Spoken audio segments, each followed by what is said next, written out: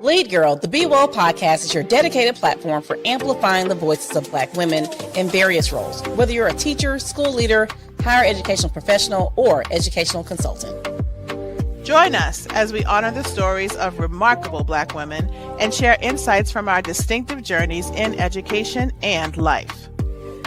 Tune in as we explore the topics that resonate with us as women, as members of the Black community, and champions in education. Welcome to Lead Girl, the Be Well podcast, where we amplify the voices of Black women in educational leadership. We are your hosts, Trelane and Dr. Mac. Good Sunday evening, Dr. Mac. I am so excited. I'm just having a Be Well night. Okay, so I just got off of our general membership meeting, and one of the things that I just love about Be Well is when folks introduce themselves and start talking about the things that they are doing in education in our world. And it is so inspiring to hear everything from folks who are, in the classroom as instructional coaches to assistant principals, getting promoted to principalships, starting doctoral programs, completing doctoral programs, it's retirees who are there to support. So it's always so wonderful to just be reminded of the amount of excellence that we have in our community, not just those who are members of Be Well, but in the greater education space and as Black women. So I just wanted to share that that's the moment that I just had several moments ago. That's the moment to have to set the stage for today. I love that, and it's inspiring when you get to hear and connect with others. And so, Be Well has definitely been that force to really be a foundation for a lot of Black women and sharing that. So I get joy in hearing the joy you guys had in y'all's conversation today. Yes, definitely. So, but I had to get off because I was going to have just one more inspiring conversation for the night with our guest today. So, this episode feels especially important. We're talking about mental health and wellness for Black women education leaders and educators. And oftentimes this topic is, if it is mentioned, it's sort of very surface level.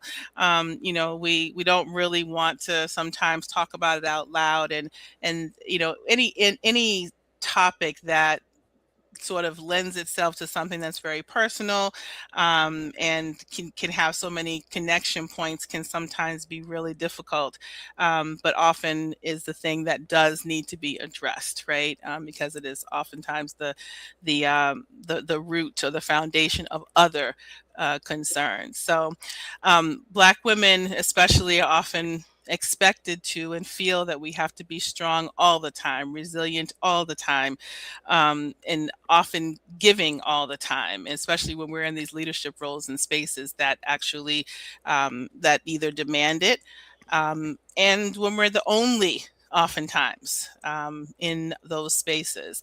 But that comes at a cost, right? There's sometimes burnout, high functioning depression, chronic stress, illness, all kinds of things. And what we really sometimes need is just rest.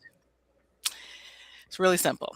But our guest today is a powerful voice in helping us to reclaim that narrative. Kindall Tyson is an educator, a leader, and an advocate, and she speaks openly about mental health realities that Black women face and our need for systemic change, community support, and intentional self-care. That's a really key word there, intentional self-care. Right. She's an international speaker, a psychotherapist, a clinical supervisor, professional school counselor, and the owner of Aspire Counseling and Wellness Center.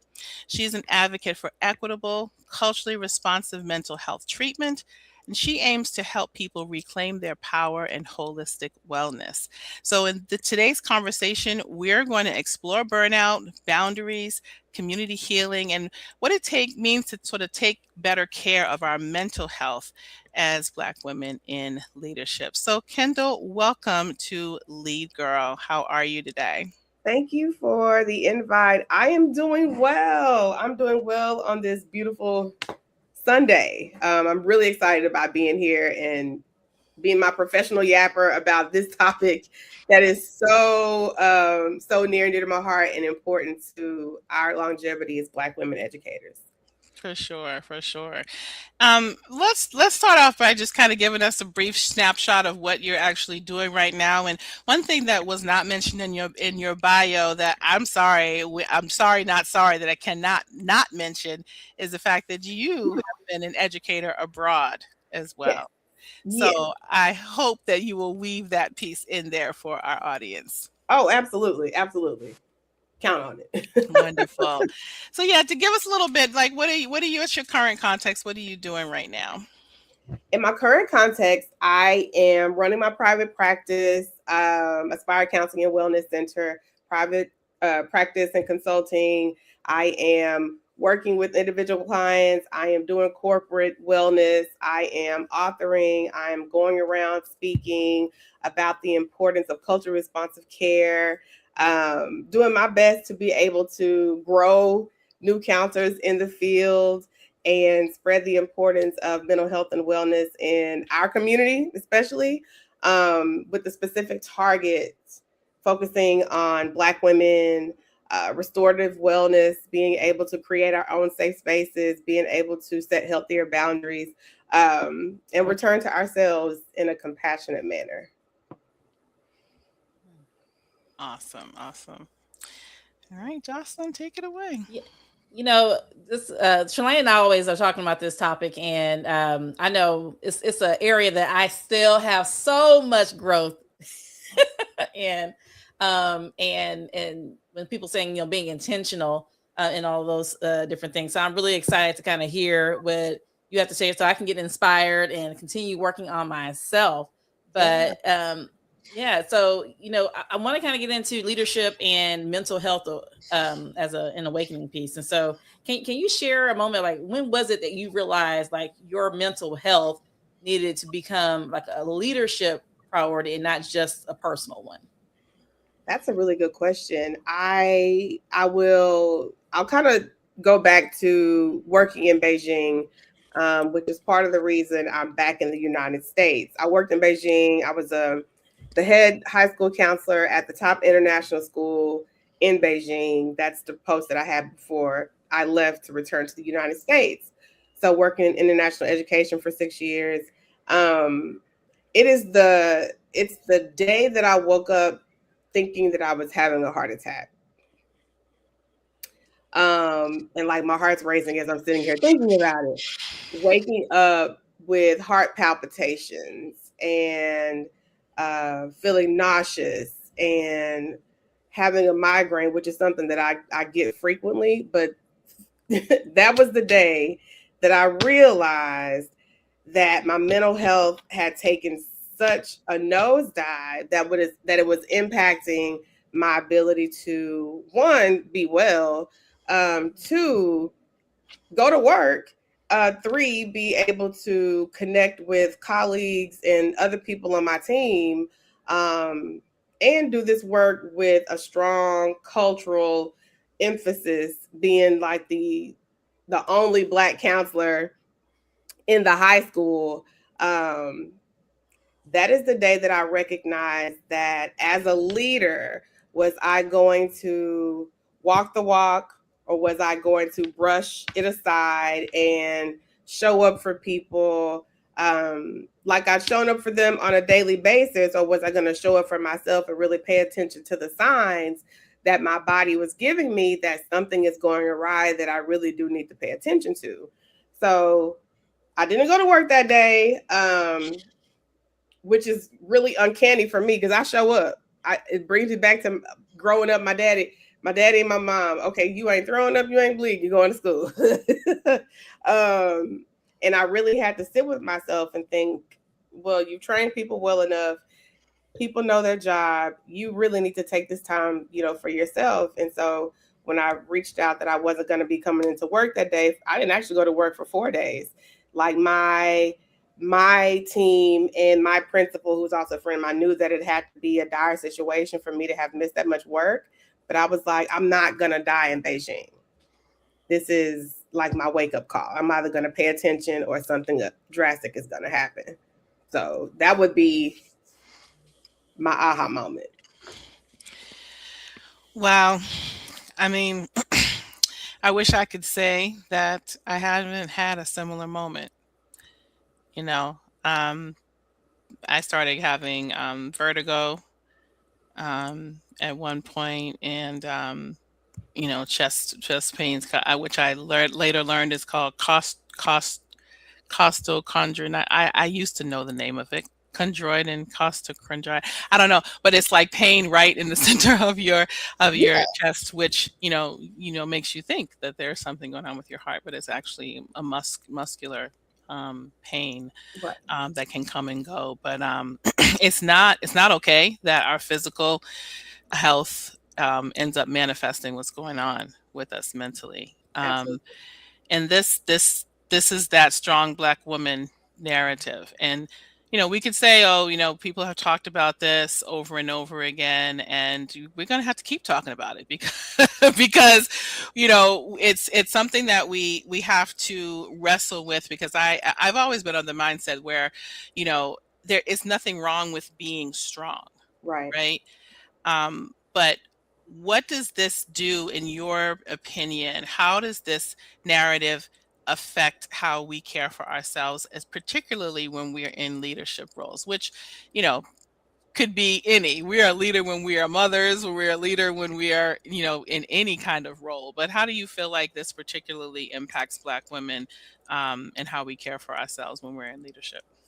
Right. I feel like, not even just I feel like, I recognize, I've noticed, I've read about, done research on that the strong Black woman schema, there's a part of it that helps us to be able to persist and get through the intersecting realities that we experience as Black women in leadership. But it's such an old narrative that it is like encoded in our bones. So one, I think that there's a protective factor. Another one, I think that there's also a limiting factor for us holding so strong to that strong woman, that strong Black woman schema, because it makes it difficult for us to be able to prioritize our wellness. It can make it difficult for us to be able to reclaim our own wellness, to prioritize our wellness, to say no, to set healthy boundaries. And in a leadership perspective, there's just so much tied to, there's a lack of psychological safety for Black women in leadership, first of all. Us being in those positions, I tend to look at it as we are not only invisible, but hyper visible at the same time. Mm-hmm. And so when we're going through these moments of distress and we tap into, I got to get it done at all costs because that's the expectation, not only societal, not only in the workplace, but that we've also set for ourselves and the communities that we serve. We can't make mistakes the way other people make mistakes. We can't emote the way other people make mistakes or emote. We walk a very fine line. And so to a point, I think the strong woman schema is beneficial, but in excess, and I believe Black women, we live in this space in excess for sure, it has become detrimental to our wellness. I think it becomes detrimental to us being able to be in safe community. And I really do believe that there is such a heaviness in that personal, and professional perspective, the way that living in this space, in this perspective, in this schema, the allostatic load that we bear, the wear and tear that we bear, because we are always seen as this strong person. It's hard to step outside of that schema and be seen as the human version of who we are on a daily basis. Mm-hmm. Right? We are seen. There was what was it, Jesse Williams, I want to say, who had this comment that just because we're magical doesn't mean we're not real, or something to that. It's that schema. Sometimes I believe sets us up to be the magical Negro that gets it all done, that doesn't need the help, that, doesn't need to be looked after, doesn't need to be cared for, that's going to be there for everyone else. And I'm hoping that we can reclaim, yes, we are strong women, we are strong Black women, and being able to turn it on its head, that we're going to prioritize our strength before we're able to give out of our fumes. Because if we're running on fumes, we're leading on fumes, right? And I'm hoping that we can get to a point to where we are able to lead out of our overflow, and that we're not getting the scraps because we're giving everybody else the best of us and all of the leadership capacities that we hold. So I'm hoping that there can be a reclamation of this strong woman, strong Black woman schema, where it's strength for ourselves first. Mm-hmm.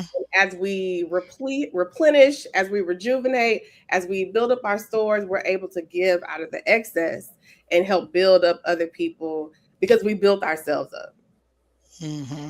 Mm-hmm. Before you go on, Jocelyn, I've always thought about this too, around that strong Black woman narrative, is like, what's the opposite,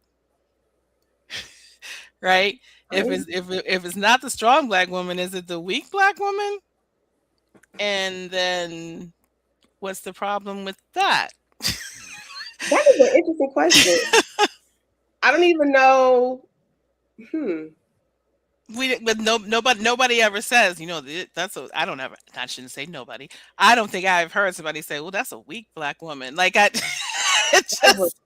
never heard that. Honestly, there's this book, like I have a whole ton of book recommendations, and one is called Break the Cycle. It talks about intergenerational trauma. And this is a book that I believe every Black woman should read, because we carry so much intergenerational trauma. I don't even know if we've ever had an opportunity from being brought here against our will to not be strong. That's the thing. Yeah. I don't even know what that looks like. Right. Yeah. So I've always kind of wrestled with that in my head. So it's nice to have the opportunity to let that out. But go ahead, Jocelyn. Yeah. I mean, no, that was a real thing. I mean, when she was talking, I was even thinking about, especially in leadership, we often find we have more male representation in some leadership. And some of the things that I didn't notice before is that, and I think we kind of leaned into it in previous conversations on the show about us being nurturing and wanting to make sure things are going well, and that kind of leading us down this narrative of being strong, but also trying to make sure everyone else is taken care of, which for me, sometimes I see as a positive, but I also feel like, there are some who take advantage of that in spaces, and it's not equally yoked on the other side from our male counterparts. Right. Sometimes, because they're used to being taken care of, whether if there's their wife or their secretary, and I just see the difference. Even in, like, I've had a secretary, and I lean on her or for so many different things, but I've seen some people kind of just like lean, like, you take care of it and just delegate, and we feel like we have to do it all. And so a lot of that resonated with me, which kind of now transition into, I guess, a little bit of a different space. So let's talk about leading in like non-Black spaces. And so Sharon, for sure you working overseas, or even working here in the US in spaces where we're not always represented. Like, what is the emotional and psychological labor of like leading in these spaces that are predominantly non-Black environments? Yeah, it can often go unseen. It is a lot.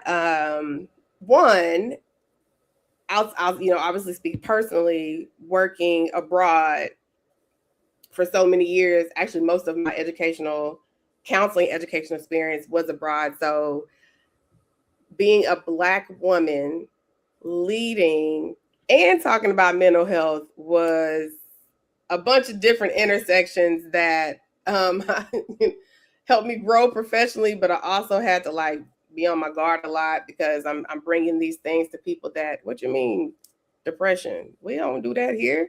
What you mean my child anxious? She need to just work harder. What do you mean they are harming themselves? They got food. They go to a great school. You got, clothes on your back, a great place to live. What is all this other stuff? So being a knowledgeable Black woman in a predominantly in a space that is not predominantly people of the global majority. I'll say that. One is a novelty that does not come with psychological safety built in, because why would a dominant culture need to be psychologically safe? We're good, like we're the top of the chain. Who are we having to think about? And so you have someone coming in, Black women leaders with a different perspective, with a different understanding of what connection looks like, leadership looks like, being able to connect with and communicate a different lived experience. And therefore, there are different issues that people have blind spots to that are now being brought to the forefront. And that means that some people might be called to the carpet, or what we say as Black people, hit dog go holler, when something is brought up that you've not really been faced with before. So being a Black woman leading in non-Black spaces, I see it as I don't want to, something that should happen, but something that you have to be really mentally prepared for, because you're going to be faced with daily microaggressions. There is this expectation that we are going to be strong. So we project strength, right? Sometimes there is a suppression of emotion because we don't know where the allies are. Where does the trust lie? It's challenging because we resist being vulnerable, because some places are very dog eat dog and people want to succeed at all costs. And we succeed despite limited resources. We're there to help everybody. And it can become really exhausting, where we're building up systems and we're helping people to grow, companies to grow, schools to grow. At what cost? It's the cost of our mental health. Are there, spaces for us to be able to process the things that we're experiencing on a daily basis? There is this expectation of, one, you're the only one, but yet you represent everyone, where other cultures may not have that heavy burden. They are looked at as individuals. We're looked at as representatives for the whole race. So you can't mess up, right? You have to look a certain way, speak a certain way, show up a certain way, comport yourself in a professional manner. And when we talk about something that I think is really important is being able to show up authentically at work, but I don't necessarily believe, nor have I seen the evidence that states Black women, especially in spaces that don't cater to Black people or not predominantly Black, authenticity does not equal safety. I can't show up 100% of myself to this place because you're not going to know how to connect with that version of me as comforting and caring and knowledgeable as she is, right? That's going to look outside of this pre-manufactured expectation that you have. So not only are we competing against histories of understanding of what Black women should be, we're competing a bit against like a silent culture that we really don't know a lot about. So being able to foster safety, what does that look like for us?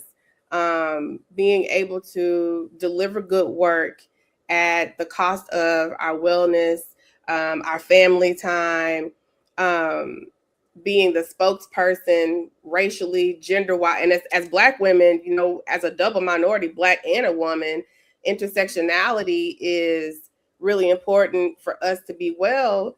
But talking about that in a space where people haven't had to open their perspective up to that lived experience can be difficult.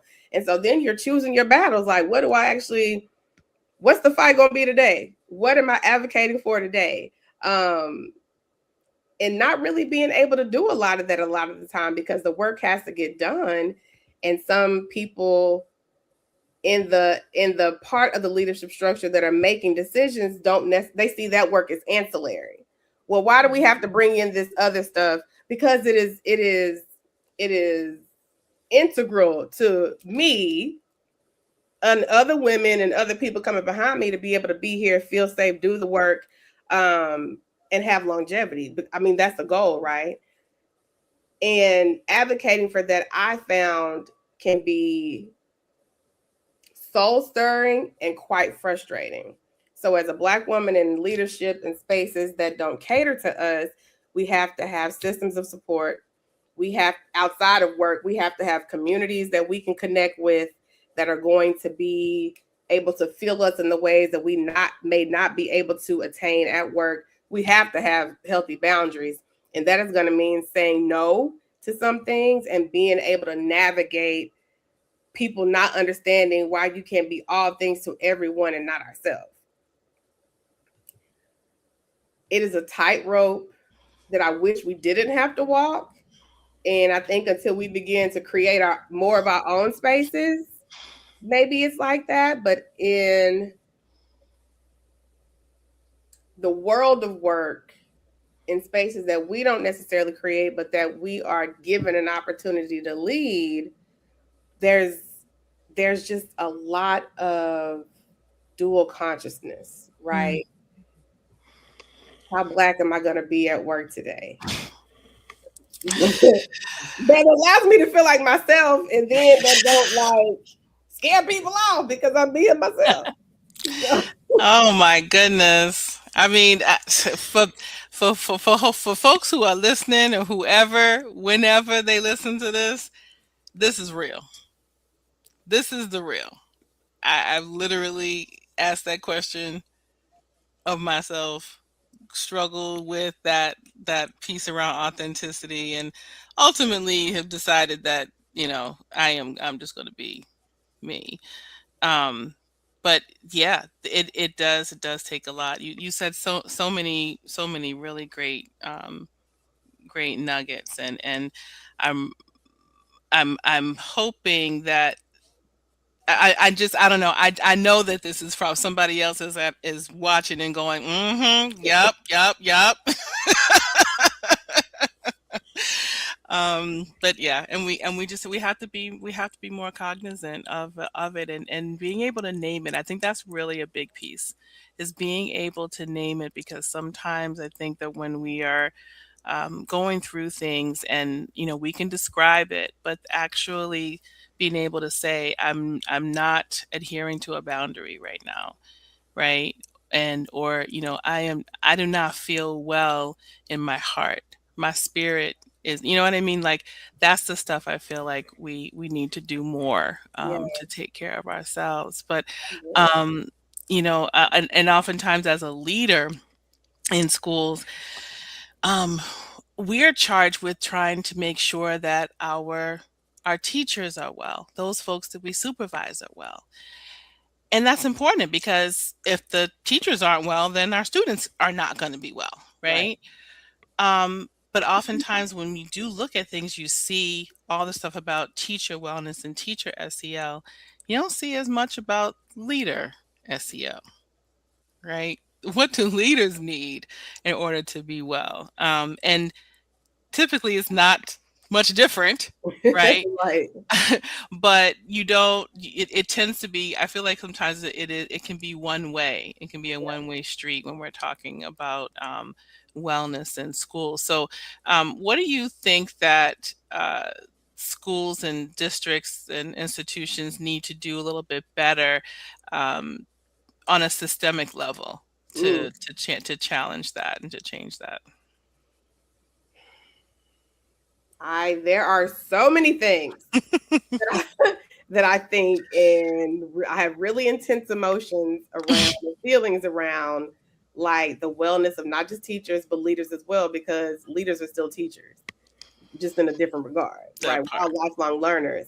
And one of the things, like when I coach and do workshops at schools, and I'm teaching about, educated wellness, leadership, wellness and belonging, one of the things that I really try to hit home for the powers that be that may be tired of people making requests and want to change is that we're not difficult. We're depleted, and we need some support.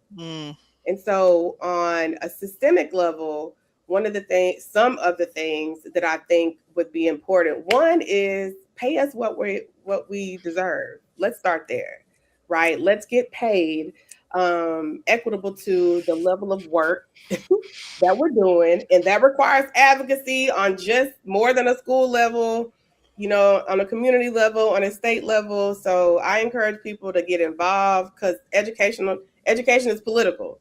Like politics is education. And so being able to get involved so that we can put people in office that are going to make policy that is important and impactful for education. And if we're talking on a smaller ecosystem level, if we're speaking school-wide, I think it's really important to be able to take an audit of the master schedule and be able to work in time that protects mental health or that promotes mental health and wellness, mindful time, not just with students, but with teachers, and time for leaders as well. So embedding mental health, time built into the calendar, not just buried in a 5-minute, we're going to do a breathing session, although that works, right? Or just, digging into a book, but really thinking about, if social emotional learning is important in a community context, how do we make this more culture centered? How do we tap into the cultures in the building and build it out through the schedule, in the literature, in the classroom instruction? So that means that providing consultation for educators. I think that our leaders also need to have consultation groups with individuals that they can be able to brainstorm off of, benchmark off of. We need to have insurance support that's going to cover mental health support for leaders and educators. I don't know if that's a mental health provider that comes to the school. Something that I created at the school that I was at in Beijing, International School of Beijing, was in the counseling wing. I spearheaded the creation of a wellness room. And so this was a room in our counseling wing where students of a different faith could come and pray, or people could come and meditate, people could come take a power nap, people could come and study. We could have sessions in there. They could do yoga. We had yoga mats. We had art supplies. We had quotes. There's like olfactory stuff that's going to connect you to your senses. So being able to create spaces in the building that are for wellness and to promote the use of those things. We can find space to get it done, right? I think it is thinking about what is our priority. So making sure that wellness is embedded in the school improvement plan, right? Making sure that we're making space and time for leaders to demonstrate the importance of work-life balance and not just speak about it as a need for others. So for me, that might be, sabbaticals, that's coaching, that's supervision, that's connection and collaboration, that's having licensed mental health professionals come into the buildings and provide these workshops and support, not just for leaders, but for schools as well, doing different community outreach, connecting with the businesses and things that are in the community. So making sure that it's actually a community school, which can, lessen the load of having to figure out how do we get these resources. The more connected I think that we become as communities, I think the more embedded and the message is spread and deepened because we're actually doing the work. So cohorts, reimagining what wellness looks like from a leadership perspective, taking the perspective of the actual leaders, and really just reimagining how we go about education altogether, like getting creative in the way that we are designing education, the way that we are leading in the schools. And that might ruffle feathers, but I kind of feel like what we've been doing for so long, has it actually been working? Is it time for innovation? Is it time for more culturally rooted practices? Is it time for more connection with the community so that we can become an ecosystem that's dependent on each other and not just that one person that has to bear this huge load with minimal resources? I hope I answered that question. Yeah. I More got than plenty of enough. nuggets from that. Yes, for sure. Yeah. So you talked about, a lot of the health intricacies and impact that it has. And so let's kind of, I guess, shift to more of an economic view. With in our current society, so many jobs are gone, and there's definitely a high rate of Black women in this demographic with layoffs and career instability. How do, I guess, economic pressures really intersect with mental health and leadership identity? I will say one that I want to say one of the meetings that I went to before, it was right when 300,000 Black women had lost their jobs. And some of the women in my cohort were in Virginia. And we're like in an in between, what's going to happen. We're really nervous. And I want to say like over 600,000 Black women have been intentionally pushed out of the workforce. And one, I just want to offer my sympathies and condolences to these women that have been driving the work, who are bearing the consequence of this racist administration. I want to say that first. And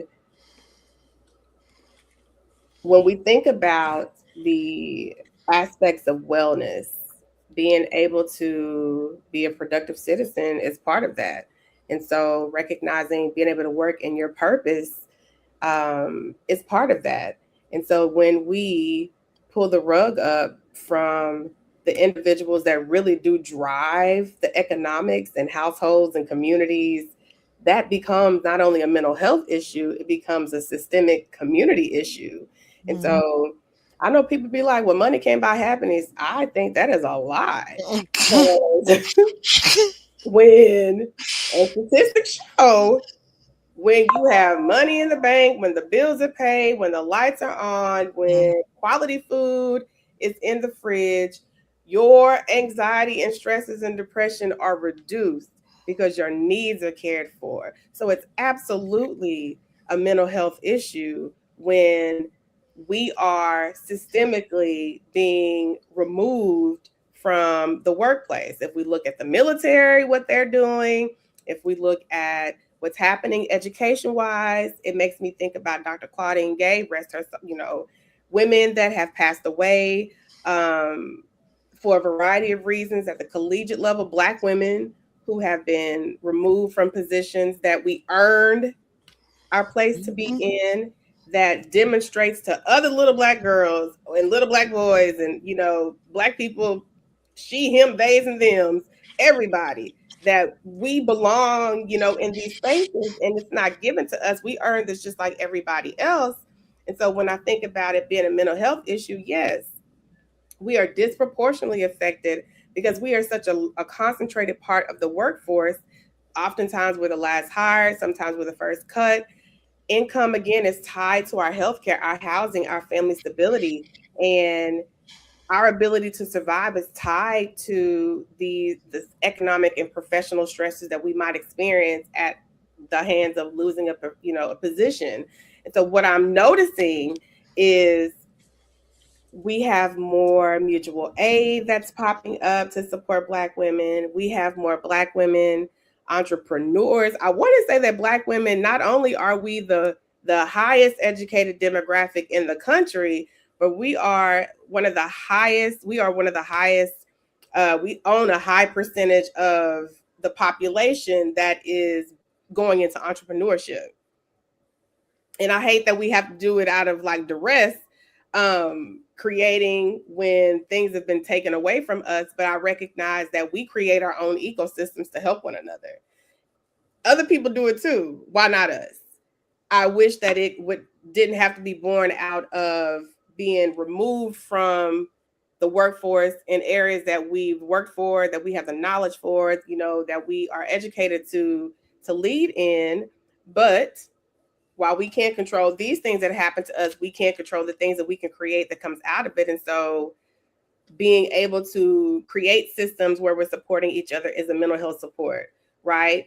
Anxiety and depression rises when we're taken out of something that we've earned. And so how do we provide that? How do we become a cushion for ourselves? How do we provide that support, that mutual aid, that community support and connection? How are we connecting to funding that is being systematically taken away from us as Black women through litigation and all? There's a lot happening. And when I say they do so much because they know of the power that we possess, and we show that on a daily basis, I'm hoping that we can continue to coalesce, just like, Be Well and other organizations, where we are being able to fund each other, where we are being able to provide mental health resources, community resources, so that we can continue to rise. There are organizations that provide mental health support specifically to Black women. We need more of that. We need more education as it relates to our wellness and how the suppression of our feelings leads to high rates of heart disease. And one of the things I just want to say is, there's this quote that I like, is for us to be able to separate what we do from who we are and our worthiness. Like, we are not our titles. Our worth has been predated. Like, it precedes us, and it will outlast us as the worthy human beings that we are, being able to create civilizations, to birth, movements and things of that nature. So returning to our roots as it relates to community care, finding systems of support through our community support, through our kinship support, through our sororities, other organizations, Be Well. How are we creating the systems that we need to be well, mentally, physically, financially, so that we can continue to grow as Black women? Yeah, definitely. We got work to do. And we've been doing a lot of work. We've been doing it. Yes, we've been doing it. I think there's a shift that's going to be taking place, because it feels like it's just so much. We're being bombarded with a lot, right? And so being able to pause and strategize is going to be really important for us. And how do we do that? How do we amplify and resource individuals that are knowledgeable in their areas to provide us the level of support that we need? Our support is specialized. And if people aren't talking about intersectional support, it's not going to work for us, just because of the lived realities that we have. Wow, that's good. What's up next? Well, I mean, I'm still just thinking about what she said about us creating spaces to support each other. And, and sometimes it's a challenge because, even, and we talk about this often too, as women, how we treat each other and support each other. And even, one of the things, I always hear people need to self-care, be intentional. But how do we create a culture around that to where it's acceptable? Because sometimes I feel like when we're trying to be intentional, it's still coming off as going against a system or a need or part. Well, I don't know. I'm just saying that I feel like sometimes we don't always have our own support sometimes, until it's like some intense moment. But how do we normalize it?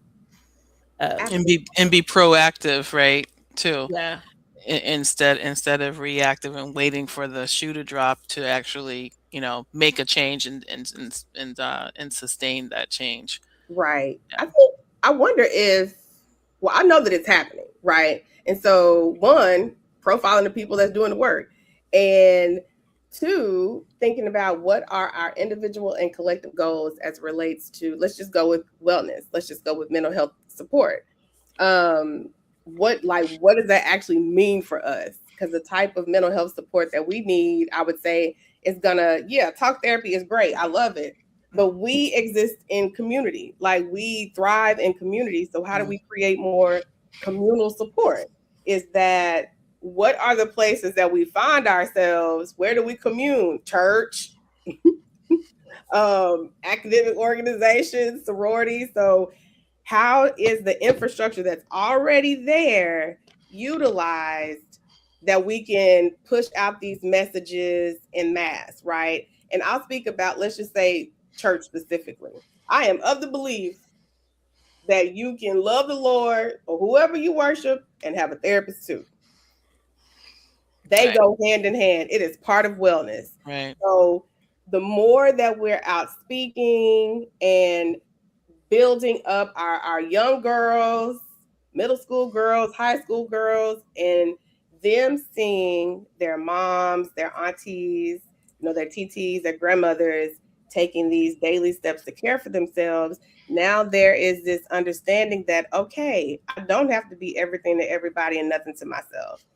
I can give out of overflow and not off of fumes. So what does this look like? Maybe we got walking clubs. Maybe we have pickleball clubs. Maybe we have, just like we do Bible study. All right, we got Bible study as we're walking. We got a mindful walking and a mindful Bible study. I think it is getting creative about how we are going to implement self-care and wellness in our communities. It comes from us, right?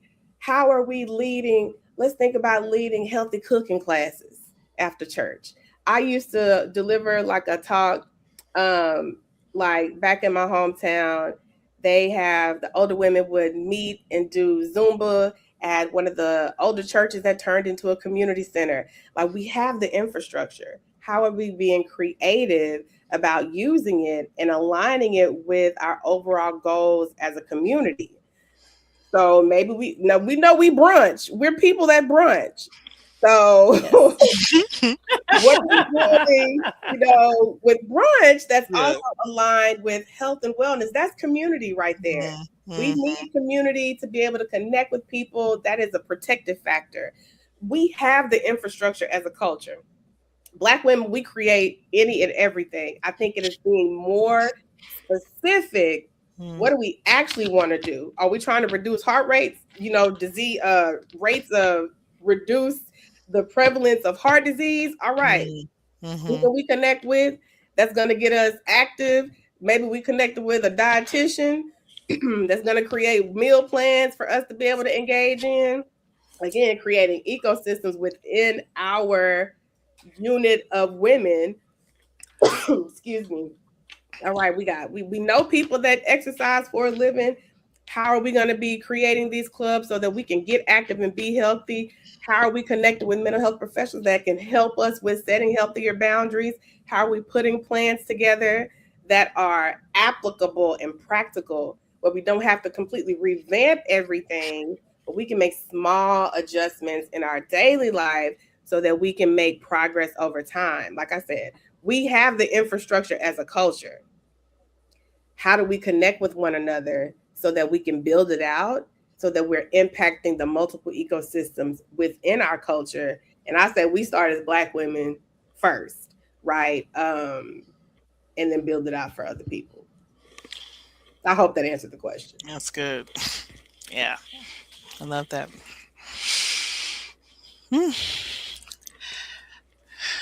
I don't know. Was that me next? Yes, ma'am. Oh, it is. Okay. All right.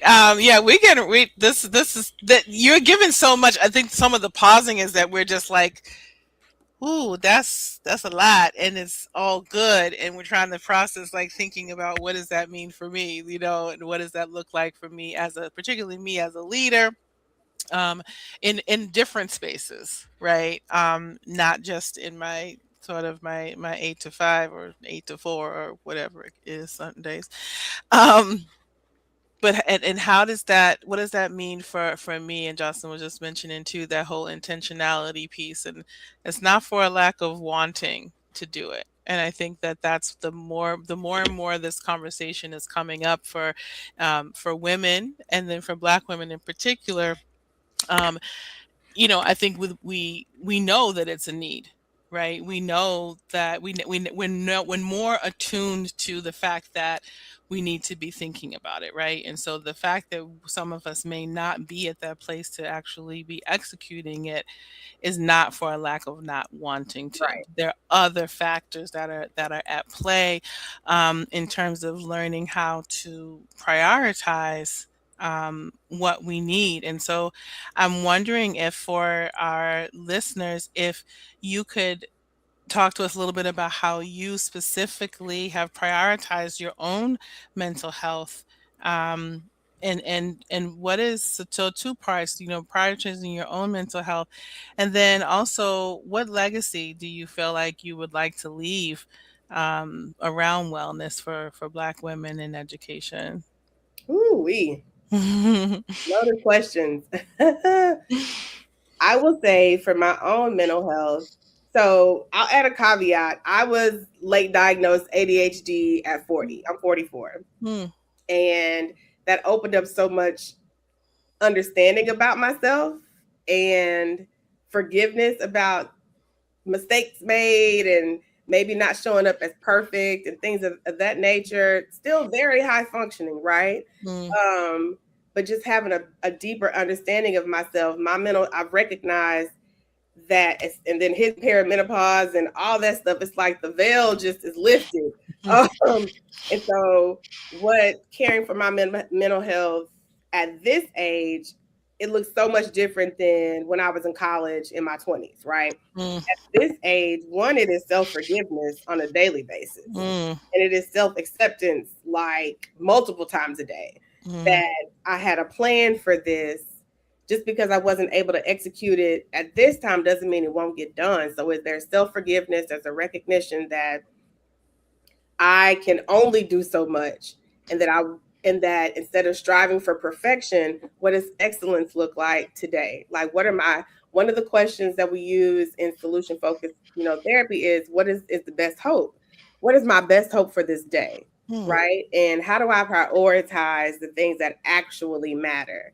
So learning how to put myself at the top of my list of priorities, making sure that I'm getting 8 to 9 hours of sleep, like non-negotiable, making sure that I have a sleep routine, non-negotiable. Sleep is going to be the saving grace for most people. Getting quality, honestly, for everybody, getting quality sleep, 8 to 9 hours, 7 to 8 hours. I'm looking at y'all. I see. But you stepping on way too many toes right about now. This is my challenge to every leader watching this right now. What is something that you can remove or delegate that is going to allow you to get more quality sleep? That is my challenge, because sleep is the foundation to it all. What is something that you can delegate? What's something that you can remove? What's something that you can reprioritize that is going to allow you get to sleep as close to the same time every night and wake up at the same time every day? That helps with your circadian rhythm. That is going to be a boost to your mental health. These 4 things: quality sleep, daily exercise. That can be, I jump rope, like that helps me get my energy out. That can be listening to your podcast in the morning. That can be stretching. Quality sleep, daily exercise, hydration, making sure that you are eating well. So reducing the fried food. I know me with ADHD, what I want to eat today, it'll be different tomorrow. So I use a meal delivery service because I can't depend on myself to go grocery shopping and the food not be spoiled in a week because my taste will change. So it is identifying in your budget. What can you do? Who can you connect with? So those are some things in talking to my therapist, right? I talk to her on a weekly basis. Another thing, like since moving to Dallas, that I have to get outside. I have to get outside and move my body. I'm going to encourage everyone within 30 minutes of waking up, get some sun. We back on this side of daylight savings time, so it's light when we get outside. Within 30 minutes of waking up, get some sun. Do not get on that phone when you first wake up. I want you to stretch. I want you to pray or meditate.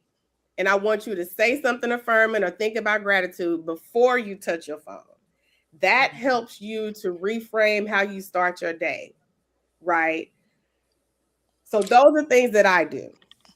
All right. Could you just run that list down again for all of us who, just want to be like you when we grow up?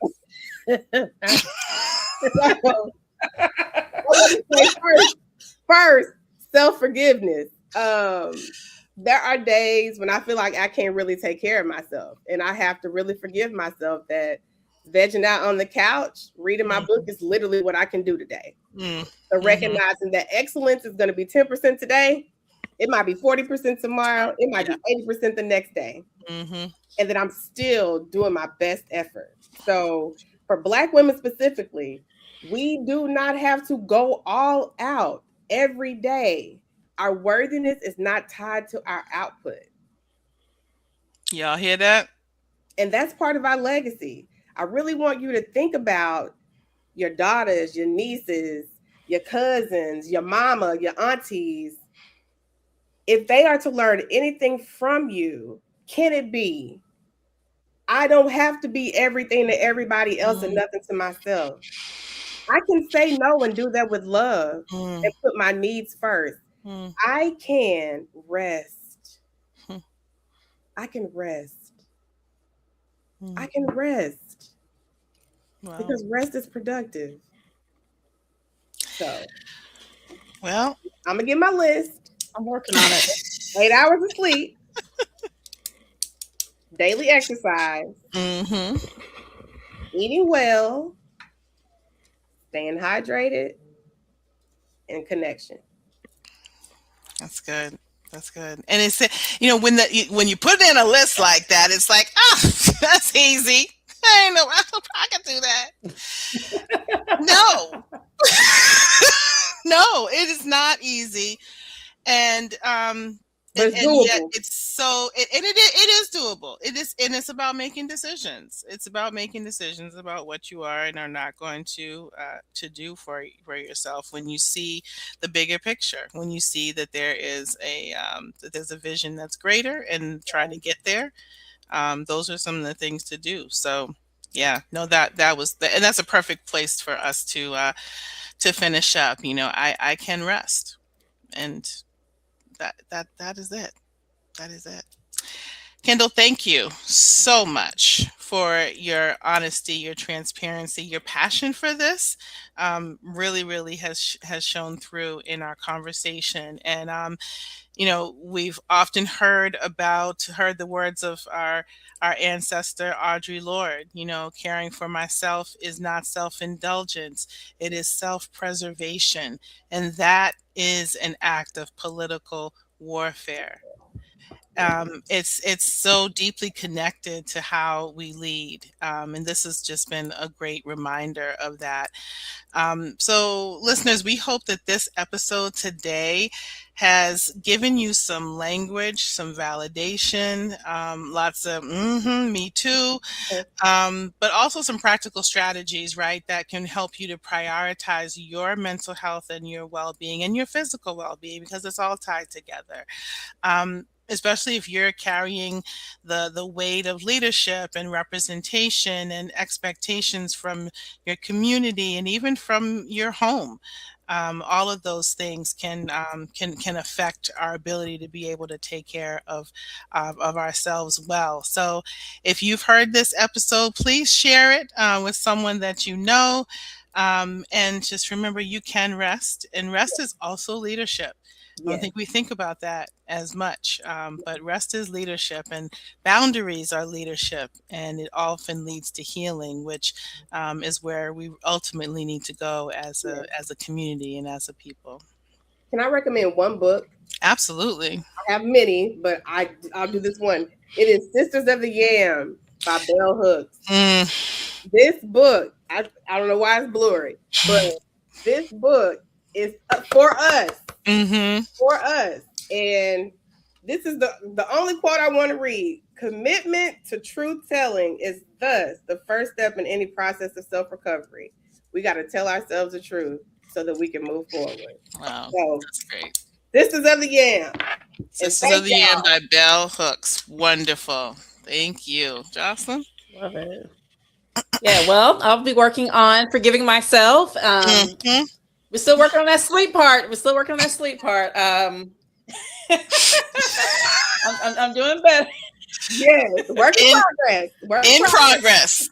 That's right. In progress. Yes, we're working on it. But I think I got three goals after this conversation for me to continue working on. Okay. So I hope that yeah, I'm gonna try to be intentional. Maybe need an accountability partner, but definitely love the conversation. And I know those who are watching, thank you all for listening to Lead Girl, the Be Well podcast, where we amplify the voices of Black women in educational leadership. Be Well is a nonprofit organization that's open for membership for you to serve and be served. So if you are a Black woman in educational leadership, we are looking for you. So become a member or support us by visiting blackwomeneducationleaders.com, and be sure to follow us on social media on X, LinkedIn, or Facebook.